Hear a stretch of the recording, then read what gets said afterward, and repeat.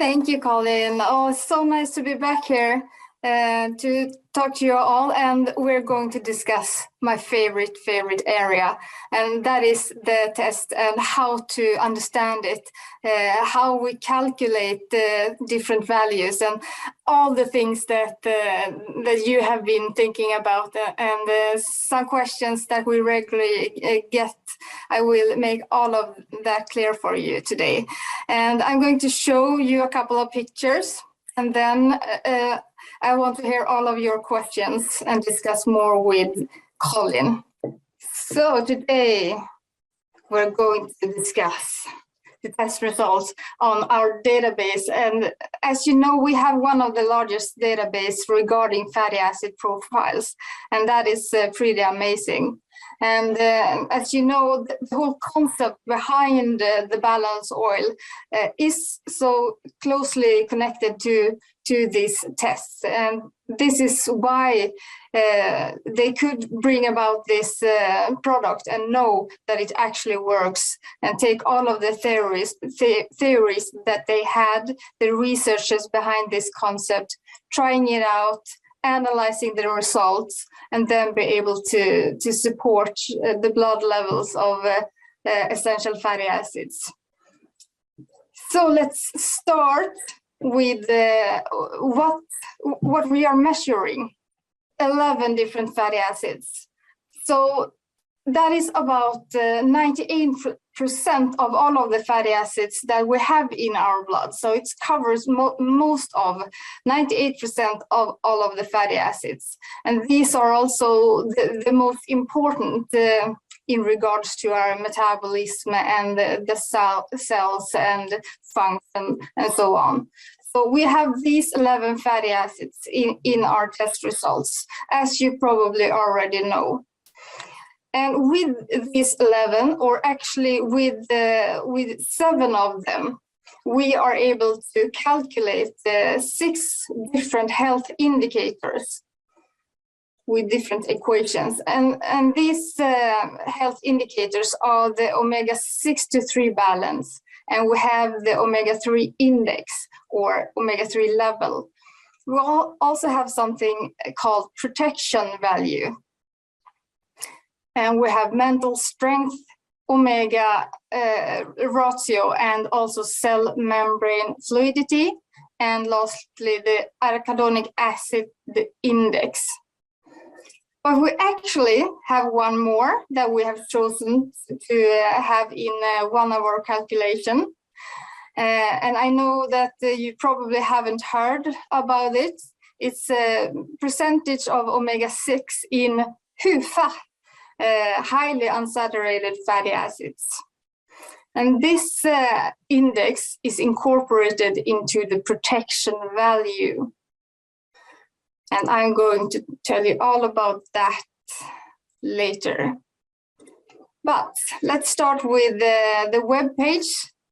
So when you have taken a test, you will log into the web page, zinzinotest.com, and you will have your result. And this is an example of a first result where you're unbalanced. This is an example of a balanced test second, or first if you are a person eating a lot of fatty fish. And here's an example of if you're semi-balanced. And what does all of this mean? If you scroll down from the first picture, you will get these detailed results. You will get results on a bar, and you're also able to learn more. And let's start with the omega-6 to 3 balance. This is a health indicator where we measure the arachidonic acid against the eicosapentaenoic acid, or EPA. And this is shown as a ratio. It means that you have you are aiming to have 3 to 1.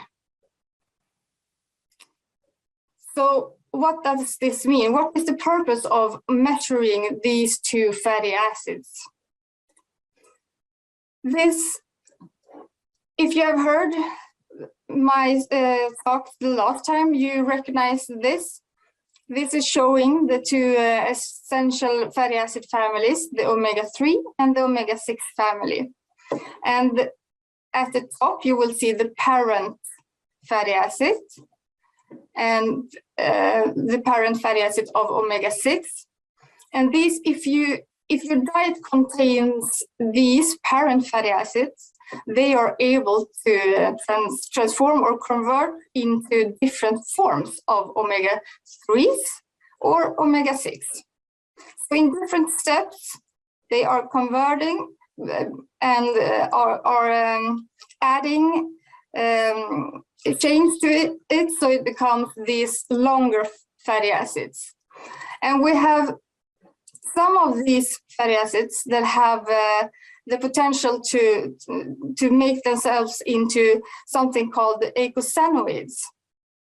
And these are things that will help in different ways in your immune system, for example.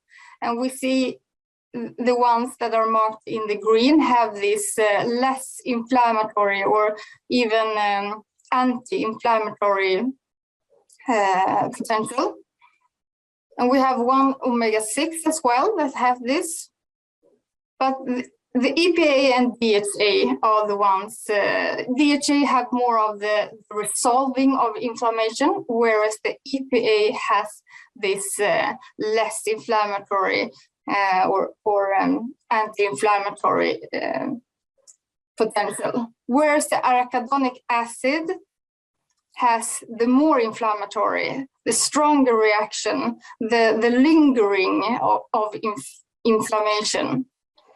So before this was known, that it is especially EPA and arachidonic acid that has this biggest potential of being involved in the inflammatory response. Before this knowledge, researchers were measuring the whole omega-3 family against the whole omega-6 family. And sometimes we get questions on why don't you use all of the omega-3 fatty acids when you make this balance calculation.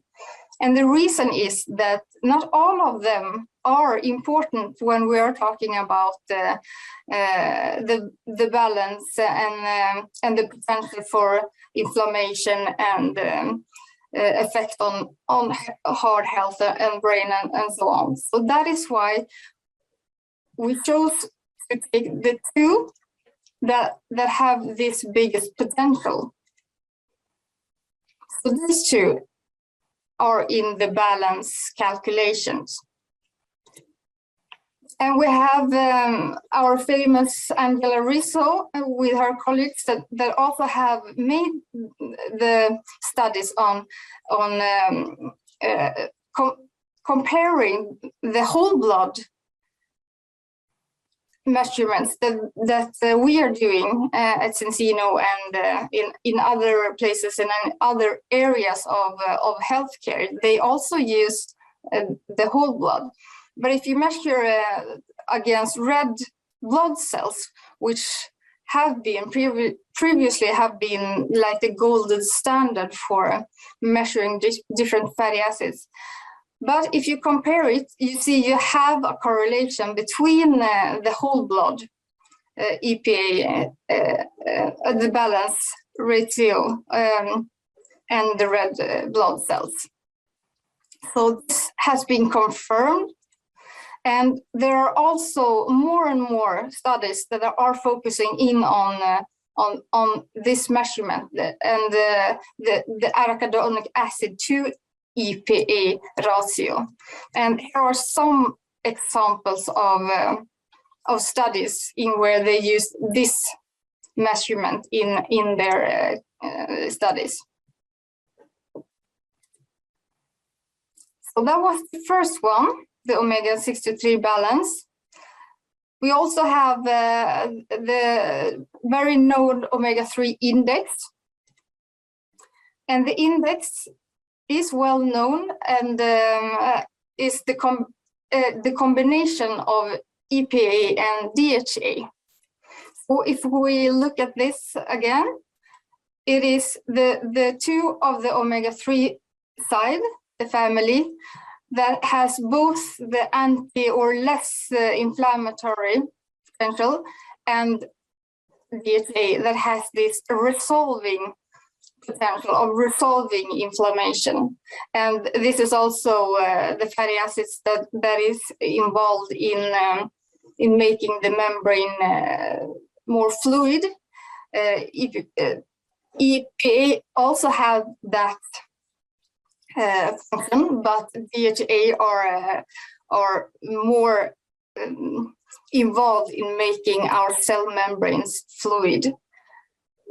And it is also the fatty acids that we have most of in the brain. So these two are the combination that you measure when you talk about omega-3 index or omega-3 level. And what is the difference between index and level? And the index is a measurement of EPA and DHA in red blood cells. And that is something that have been known or created by the William Harris and his colleagues. So this is a well-known indicator that have been also been measured and correlates with whole blood. And since we are measuring the omega-3 index in whole blood, and it's not only the red blood cells, we often call it the omega-3 level.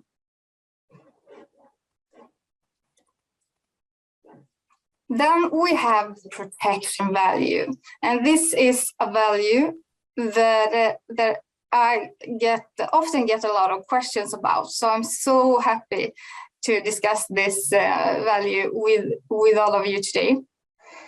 And we are going to see that in the protection value, it's like a summary of 3 different known health indicators. So it's you can see it as you have some kind of disease or condition, and you want to see a doctor, and you go to one hospital, and they have one specific view of how they can measure, how they can treat you, and then you go to another hospital with their doctors, and they have a slightly different way of seeing it, measuring it, and treating it, and then you go to a third one. This is the exact same thing. It's the omega-3 balance that I've talked about, and the omega-3 level, but it also is this third, the less known, the percentage of omega-6 in HUFA, or highly unsaturated fatty acids. So this is the one that we are going to focus on now. And if we look at this again, the fatty acids that are involved in these measurements are only the highly unsaturated fatty acids. And these are the ones that have 20 and more than 4 double bonds. And you can see in this picture, we don't have this one, ETA, for example. And this is because this one is not in this calculation. You can see the calculation above, because this one don't have any known or known of this inflammatory potential or anti-inflammatory potential. So the ones that are important for our health and for the function of our cells is in this calculation. So you measure how much of the omega-6 HUFA, or I'm going to say it in the Swedish version, HUFA, how much of the omega-6 HUFA is of all of the HUFA fatty acids. So the percentage of omega-6 HUFA in total HUFA. That is the calculation. And this is something that have been put forward from a researcher named Bill Lance or William Lance and his colleagues. And according to his research and also many others that use this measurement and think that this is one of the best measurement to predict mortality in heart attacks and other cardiovascular diseases. And they have found out that if you have a lower, if you look at all of your HUFA, you should have a lesser part of it, proportion of it should be of the omega-6. So if you have 30, 40, or just below 50, then you will have this prevention effect. But if you have higher than that, the risk for heart, I wouldn't say the risk for you, I would say that you are currently providing a situation that is not promoting your heart health in this case. So this is the HUFA or omega-6 percentage in HUFA that is within this protection value. But how do we calculate it? How do we put this all together? And then to understand that, we need to understand that all of these three, the omega-6 to 3 balance, the omega-3 index, and this one, all have research behind them that predicts, based on your value, predicts your risk of cardiovascular events. So that they have this scale of predicting cardiovascular outcome. And we follow that. So the first step is to first calculate, of course, these three values. Then we need to put them in this linear regression equation. So I know that this is a bit nerdy, but I know that some of you really want this calculation. We need to put them into context of this predicting value against your risk. And we do it by calculating these three. And third step is to summarize the three calculated values. And then we divide them by 3. And if your value gets below 0, and you have a negative value, then we will convert it to 0. If your value is above 100, we will convert it to 100. So this is the protection value. First, you calculate the weighted omega-3 level, the balance value, the HUFA value. You summarize it and divide by 3. And if you need to, for example, these ones are the negative values, you will have 0. So protection value is like a summary value or taking in consideration 3 different strong theories of how to best calculate your current, not risk, but current situation promoting or not promoting your heart health.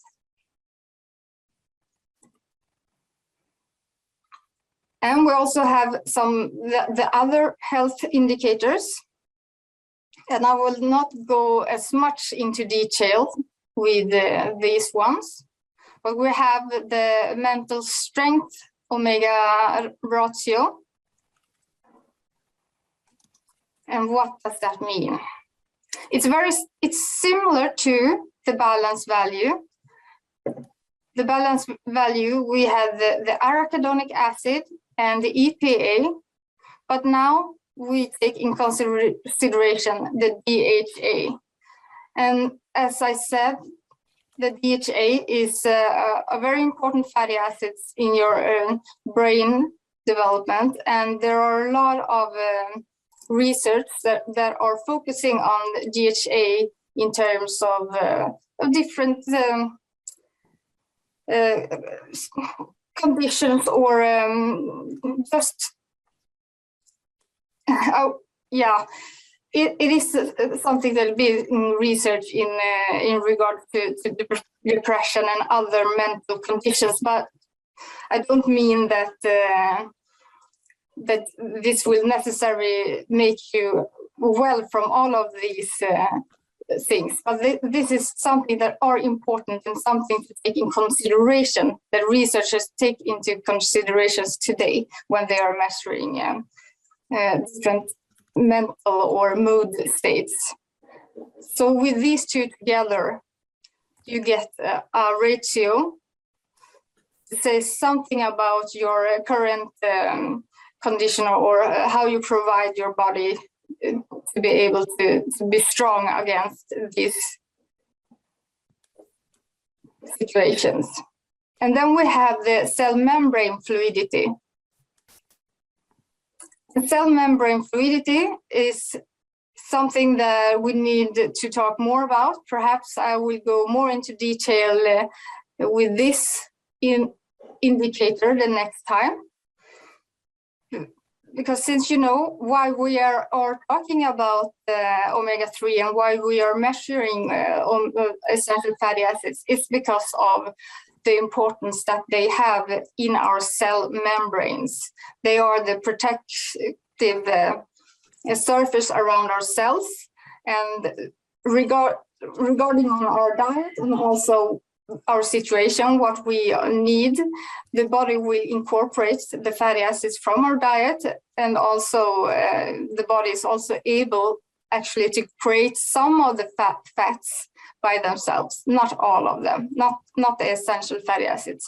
But for example, the saturated fatty acids, we get a lot of fatty acid, saturated fatty acids from our diet, but we also are able to make them within our body if we need to have more to put into our cell membrane or to use as fuel or and so on. But the thing is that what you have in your diet will affect the composition of the types of fats that you have in your cell membranes. And if you have, let's say, a lot of saturated fatty acids, you will have cell membranes that is not that fluid. It will be more rigid, I believe the word is. But if you have more of the longer, the essential fatty acids that are long, that are crooked because of the double bonds, they will take up more space in the cell membrane and make room for nutrition to go through the cell membrane.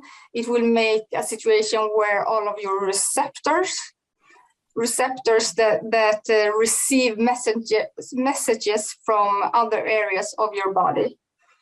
These receptors will be able to move around in your cell membrane to be more fluid. And all of this will just make your cells function better and in the way they are supposed to function. So by measuring how much of the saturated fatty acids in relations to the unsaturated, the polyunsaturated, the long chain fatty acids, we can get an indicator of your cell membrane fluidity potential. And the last indicator is the arachidonic acid fatty acids, only that one in an index. So that is only the AA, the arachidonic acid. And why do we have this fatty acid and not the other ones. And this is because arachidonic acid is actually a really important fatty acid. And many believe that that omega-6 fatty acids, and especially arachidonic acid, is something that is bad for us. That the only purpose is to make negative inflammation that will hurt us. But that is, as most of you, of course, in this chat room knows, arachidonic acid and inflammation is so important for us. We will not survive long if we don't, if we're not able to have this inflammation response, because we need inflammation in order for the immune system to be able to move around and go through different cell layers. So inflammation is good. Arachidonic acid is important in our cells and in different responses within our body.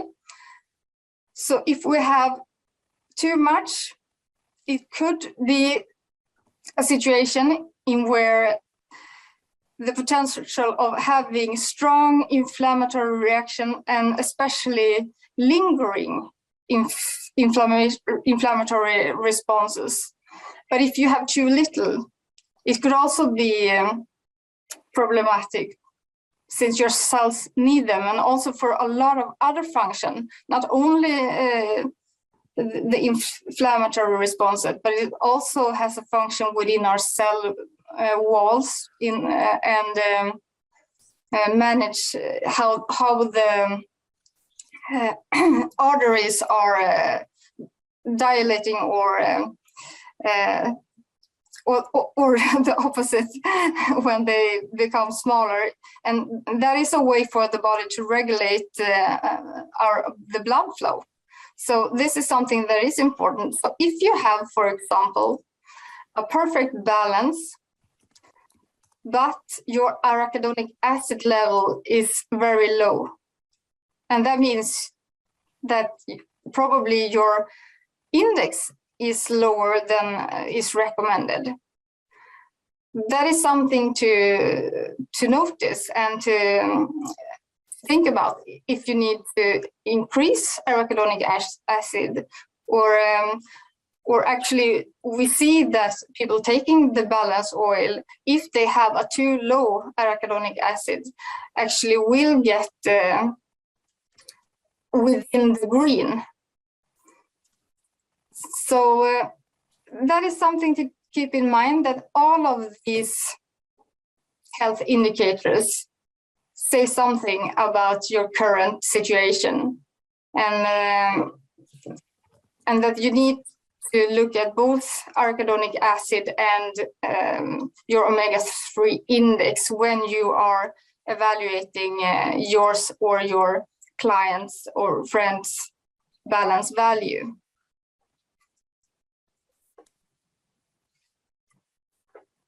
And this is something that you can find also, because a lot of you that are really interested in what these measures mean, this is not something that that all people are interested in, of course, but we have your values, the fatty acid, the detailed fatty acid table, so you can see your exact values and also compare your values against a target value that's from it's from a group of balanced people.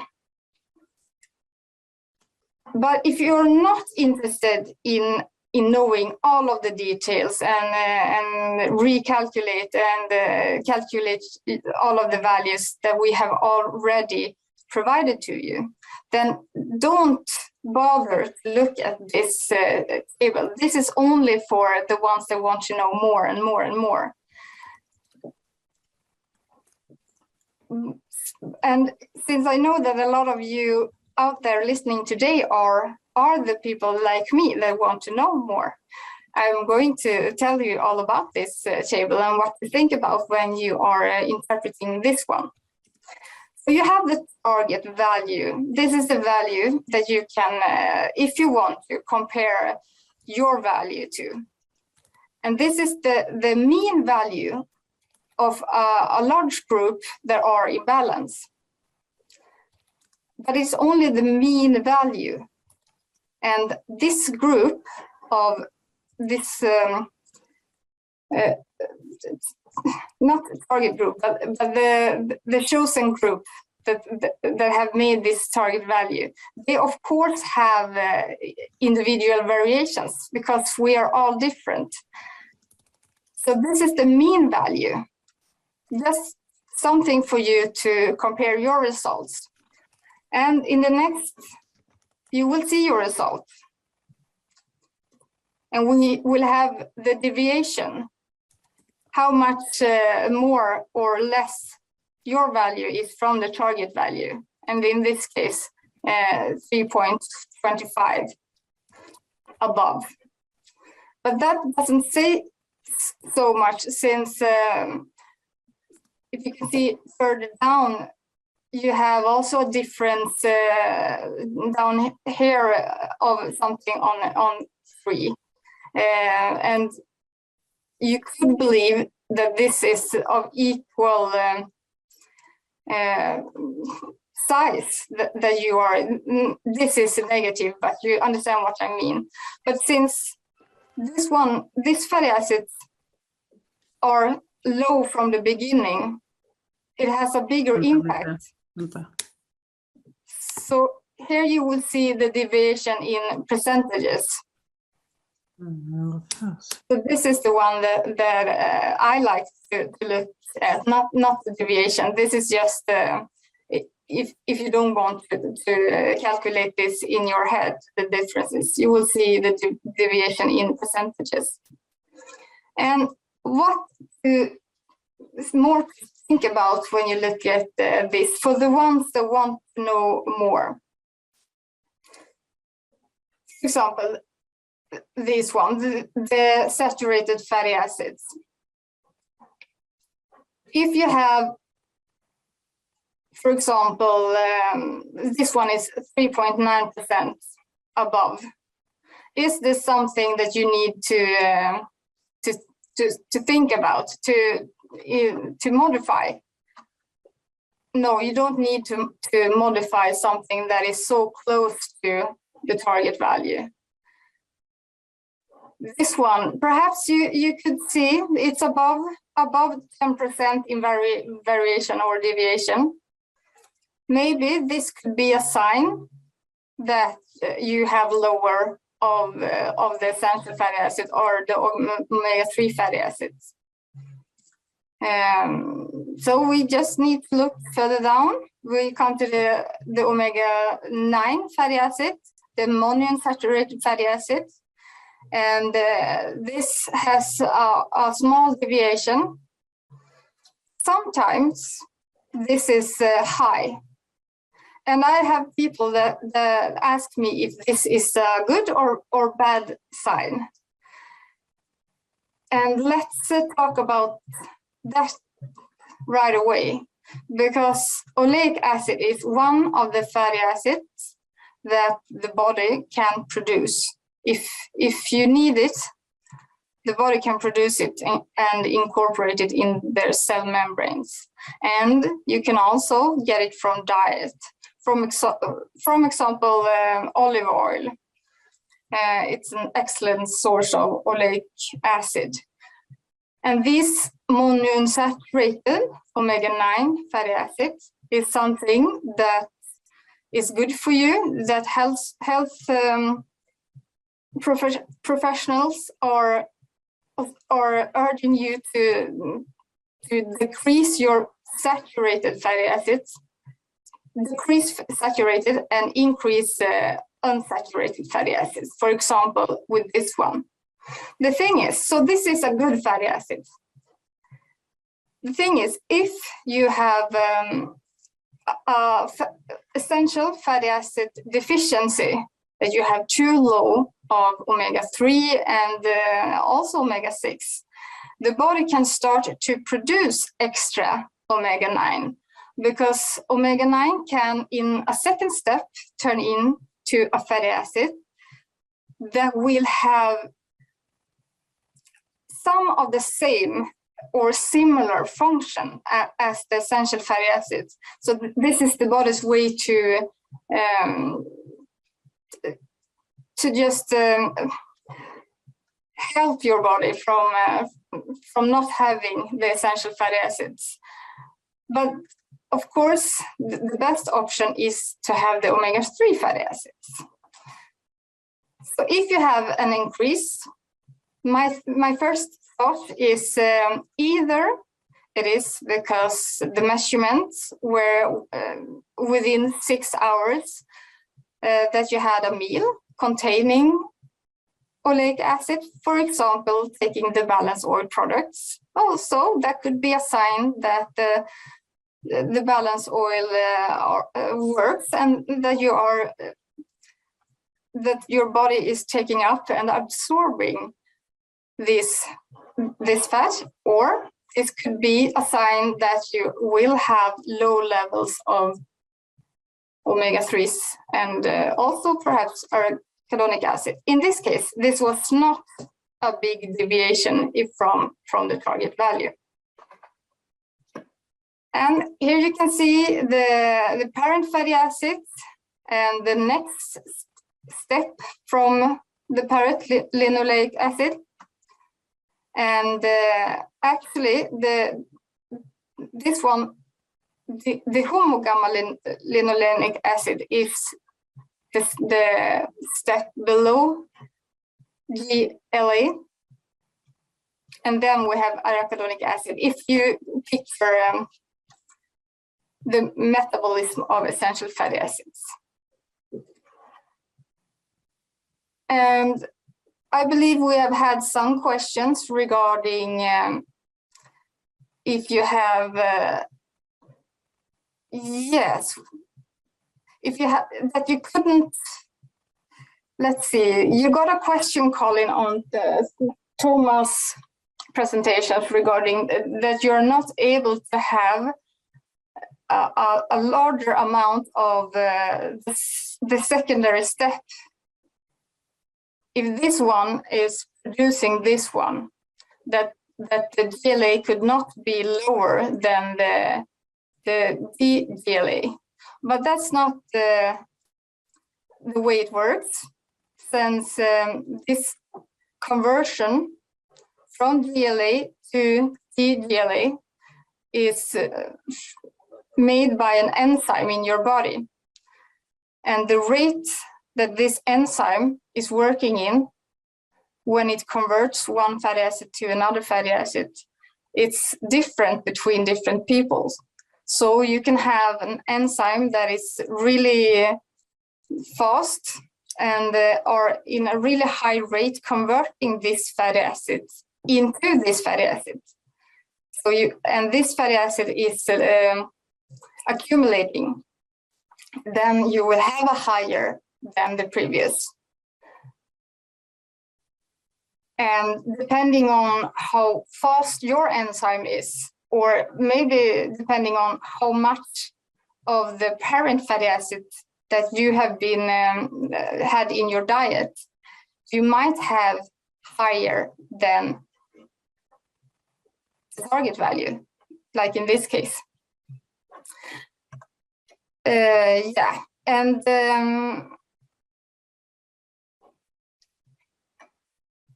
I could also say a couple of words regarding the measurements that we measure in whole blood.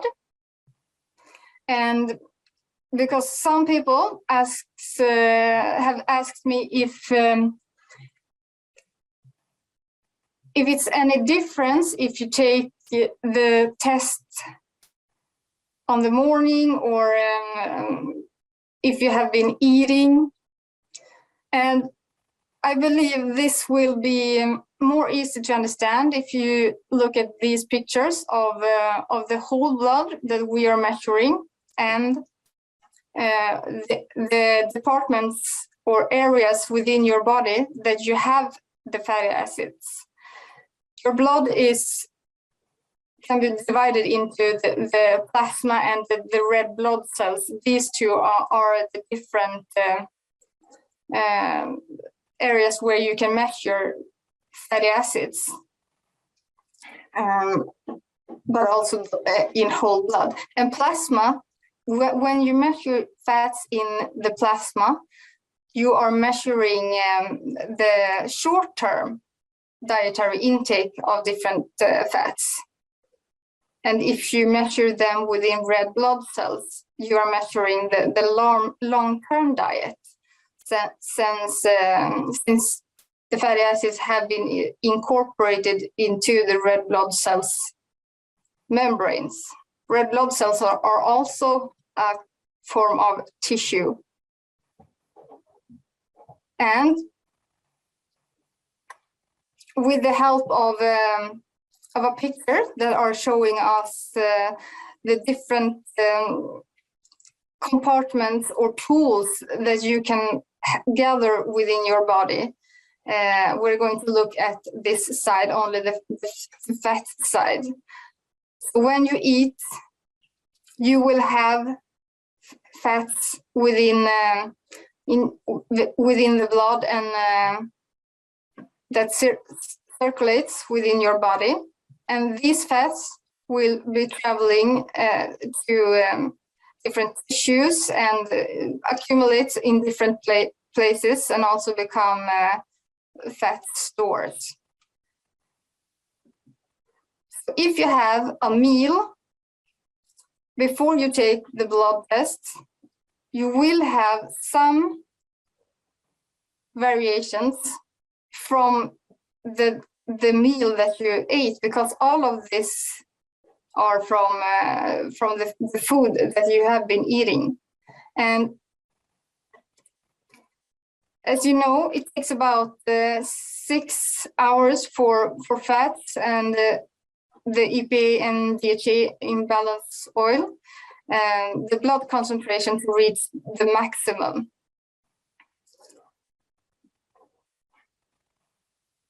So if you test within these hours, you could have a variation depending on how low or high your current omega index is. Now I believe that you will have a lot of questions for me, so we stop there and let's start the discussion, Colin.